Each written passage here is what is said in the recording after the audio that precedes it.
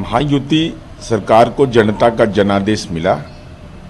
गठबंधन के घटक दलों के बीच आपसी समन्वय में थोड़ी परेशानी हुई, लेकिन यह सच है कि महाराष्ट्र की जनता ने जनादेश महायुति को दिया है। तो हम समझते हैं कि जनता का जनादेश का सम्मान करते हुए तमाम घटक दल अपनी भूमिका को तय करेंगे। आज 5:30 बजे शपथ ग्रहण भी होगा आज़ाद मैदान में। तो स्वाभाविक रूप से जो औपचारिक प्रक्रिया है कि जब जनता का जनादेश मिल गया तो शपथ ग्रहण समारोह एक औपचारिकता है, और हम समझते हैं कि इसमें विभिन्न राज्यों के लोग, इसमें माननीय मुख्यमंत्री नीतीश कुमार जी भी शामिल हैं, उस समारोह में शामिल हो रहे हैं। तो देश की आर्थिक राजधानी में यह कार्यक्रम है और उसमें पूरे देश से लोग आ रहे हों, तो यह भी एक शुभ संकेत है। शिंदे और अजीत पवार के साथ दावा पेश करने के बाद फडणवीस ने कहा, हम 3 लोग सरकार चलाएंगे।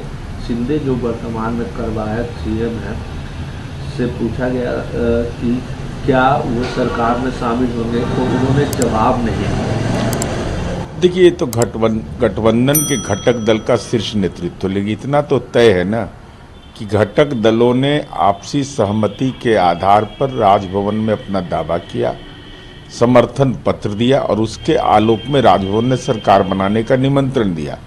अब सरकार बनाने में कौन कौन सरकार में शामिल होंगे, ये तो गठबंधन के शीर्ष नेतृत्व को अधिकार प्राप्त है। युविटी सेना फडणवीस के शपथ ग्रहण के खिलाफ विरोध प्रदर्शन करेंगे। उद्धव ठाकरे के नेतृत्व वाली शिवसेना गुरुवार को देवेंद्र फडणवीस के नेतृत्व वाली नई महायुति सरकार के शपथ ग्रहण समारोह में विरोध प्रदर्शन करेंगी। जनता के जनादेश का जब मिल गया तो उद्धव ठाकरे जी, इस प्रदर्शन का औचित्य क्या है?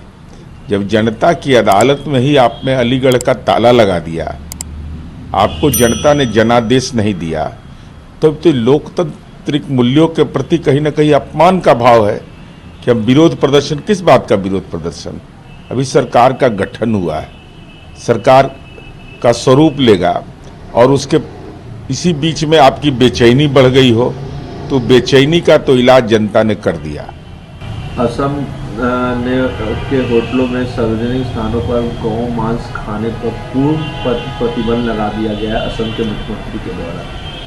तो कभी इस संबंध में तो मुझे कोई औपचारिक जानकारी है नहीं।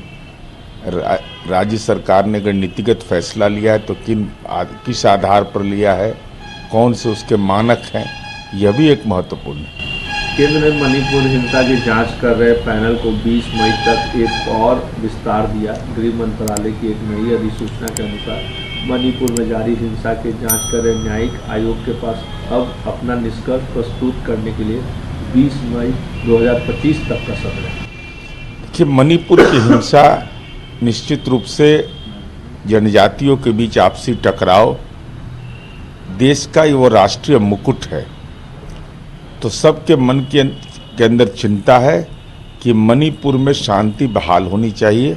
अब इस संबंध में केंद्र सरकार को अधिकार प्राप्त है, उन्होंने अवधि विस्तार किया है, लेकिन अवधि विस्तार तो एक अलग मसला है।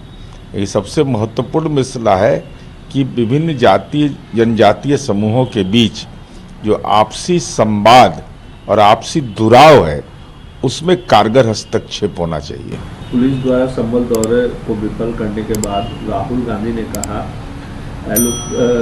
एलओपी के पास संवैधानिक अधिकार है। पुलिस कर्मियों बैरिकेड द्वारा विफल किए जाने के बाद अपने प्रस्तावित गंतव्य से 125 किलोमीटर दूर खड़े होकर राहुल गांधी ने विपक्ष के नेता के रूप में अपना अधिकार जताया कि लोकतंत्र में अपनी बात कहने का सबको अधिकार है।